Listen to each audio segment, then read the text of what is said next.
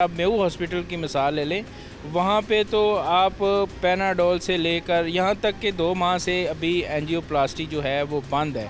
यानी आप heart attack के साथ आएंगे तो आपको स्टंट नहीं डाला जा सकता, टेस्ट ही नहीं उनके होगा। पास एंजियोग्राफी का सामान नहीं है, उनके पास कार्डिक सर्जरी का सामान नहीं है। तो इतने बुरे हालात हुए हैं। इसी तरह दीगर हॉस्पिटलों की आप देख लेंगे तो आपको तकरीबन को थोड़ा बहुत ही फ़र्क नज़र आएगा, वरना सबसे बुरे हालात जो है वो मेऊ हॉस्पिटल के हैं इस वक्त। और अगर हेल्थ कार्ड एक पेशेंट लेके जाता है, वो काउंटर पे जाता है, मेऊ हॉस्पिटल में काउंटर पे पेशेंट जा रहा है, उधर काउंटर पे लिखा हुआ है, चिट पे लगा प्ले कार्ड लिखा हुआ है कि यहाँ पे कागज़ ख़त्म होने की वजह से हेल्थ कार्ड की रजिस्ट्रेशन नहीं हो रही। कागज़ ही नहीं है हमारे पास। हाँ, ये काबिल अफसोस बात है ना। मसला सेल परचेज़ का इशू है, एडमिनिस्ट्रेशन का इशू है। इस पे पैसे का तो नहीं इशू कि कागज़ ख़त्म हुआ है और हेल्थ कार्ड की रजिस्ट्रेशन नहीं हो रही। और बाकी हॉस्पिटलों के अंदर हेल्थ कार्ड का आप चले जाएँ, काउंटर पर अमला गायब है, अगर अमला है तो रजिस्ट्रेशन कर देते हैं, लेकिन बाद में आपको मेडिसिन लिख देते हैं, कहते जाएं जी बाज़ार से ये लेके। हमारे सरकारी इदारों के अंदर हमारा जो स्टाफ है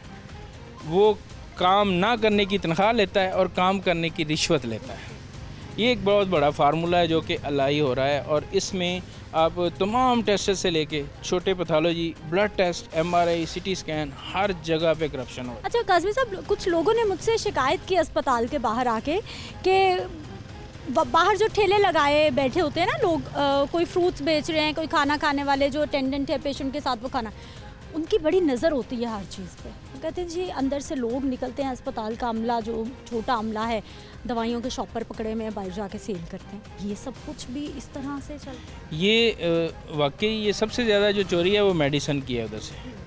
अभी मैं एक ख़बर बना रहा था आपके आने से पहले कि एक सरकारी गाड़ी है, उसके अंदर से खड़ी है, 2-4 दिन खड़ी है, उसके अंदर से तमाम सरकारी मटेरियल और वो इक्विपमेंट निकाल लिए गए हैं।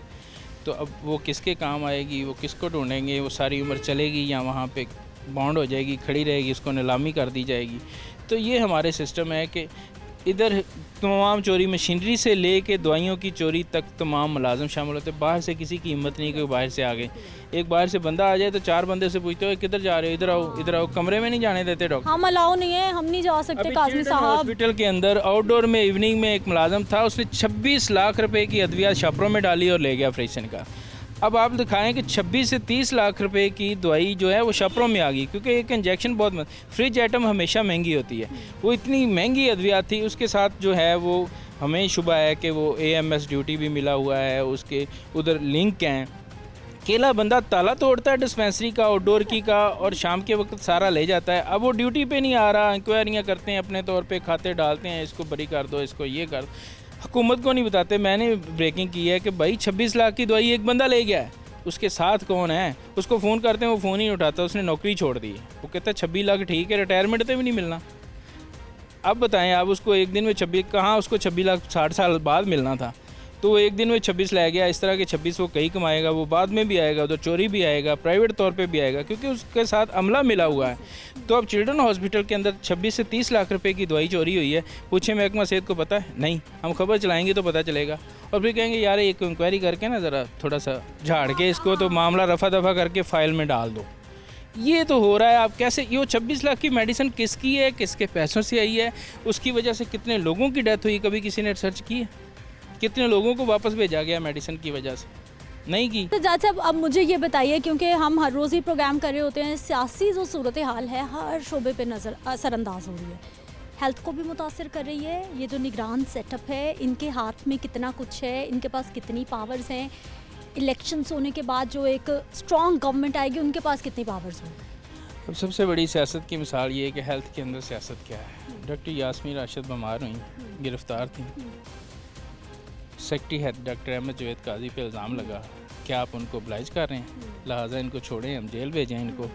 लेकिन उनका ये मेडिकल सर्टिफिकेट बन रहा था कि वो फ़िट नहीं है, लिहाजा वो क्यों बन रहा था, ये सेक्रेटरी पे इल्ज़ाम लगाया गया कि ये आपकी वजह से बन रहा है। वो ठीक हैं, जानबूझ के उनको डिस्चार्ज नहीं किया जा रहा, आप डिस्चार्ज करें, हमने इनको जेल में लेके जाना है।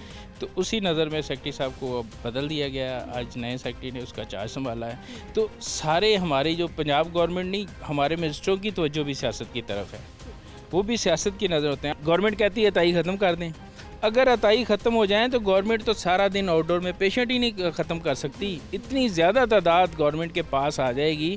गवर्नमेंट जानबूझ के जो है वो अताइयों को ख़त्म नहीं कर रही, ये मैं आपको आज कह रहा हूँ। अगर गवर्नमेंट फौरी तौर पे अताइयों को ख़त्म करना चाहे तो ये 1 हफ्ते 10 दिन का ऑपरेशन है, सारे अताई ख़त्म। गवर्नमेंट चाहे तो कुछ भी हो सकता हाँ, है, गवर्नमेंट को चैलेंज नहीं किया जा सकता। गवर्नमेंट रिट दिखाना चाहे तो कुछ भी हो गवर्नमेंट सकता को है। चैलेंज कर रहा हूँ कि ये अताइयों को 1 हफ्ते में ख़त्म कर सकती है, लेकिन इसलिए नहीं कर रही कि इनके पास डॉक्टर नहीं है। ये सहूलतें कहाँ लोगों को देंगे? वो 20 रुपए की दवाई लेते हैं, उधर से चेकअप करते हैं, पेट दर्द होता है, घर चले जाते हैं। इनके टीचिंग हॉस्पिटल में कौन आएगा?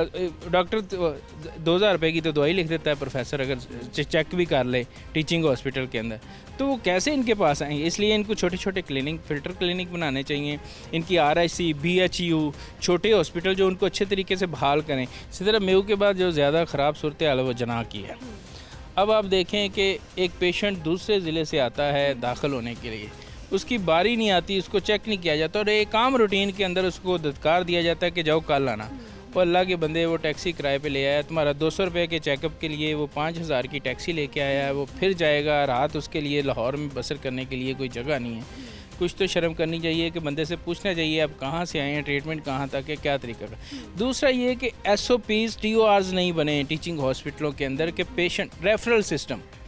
अब कसूर DHQ से एक पेशेंट आता है, वो डायरेक्ट आता है, कहता है जी मेरी हड्डी का मसला है तो मैं इधर चेक कराने आया। और सारा बर्डन इन 5-6 टीचिंग हॉस्पिटलों के लाहौर के अंदर है। कसूर, शेखुपुरा, सरगोदा, फलां फलूं, ये सारे लोग इधर आ जाते हैं। तो ये क्यों आते हैं? हमारे सिस्टम में कमज़ोरी है। जब हमने उधर THQ, DHQ हॉस्पिटल बनाए हैं तो वो रेफ़र करें, वो करें कि ये मशीनरी हमारे पास नहीं है, ये ट्रीटमेंट, ये सर्जन हमारे पास नहीं है, हम सर्जरी नहीं कर सकते, ये हालात हमारे पास नहीं, हम नहीं डाल सकते, लिहाजा इसको फलां प्रॉपर डिटेल्स रिपोर्ट बना के दें ताकि पता हो कि क्या हो। दफ़ा कोई मिनिस्टर आता है, यास्मीन राशिद साहब भी दावे करती रही हैं, अब जुवेद अकरम साहब ने भी दावे किए हैं कि हम रेफरल सिस्टम जो इम्प्रूव कर रहे हैं उसके बगैर पेशेंट ट्रीट नहीं होगा।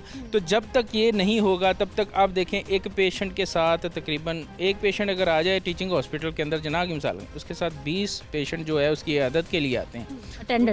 अटेंडेंट एक ही हो, चाहे वो आते हैं रिश्तेदारियों के लिए, कोई फल लेके आ रहा है, कोई पूछ रहा है कि जिस तरह आपको पता है हमारे सोसाइटी के कल्चर लेकिन कल्चर MTI एक्ट जब लगाया गया तो इस कल्चर को ख़त्म करने के लिए लगाया गया था कि एक अटेंडेंट हो, उसको कार्ड मिलेगा, वो पेशेंट का MR नंबर उस पर लिखा होगा, वही अंदर जा सकता है, उसके अलावा पेशेंट के पास कोई नहीं जा सकता।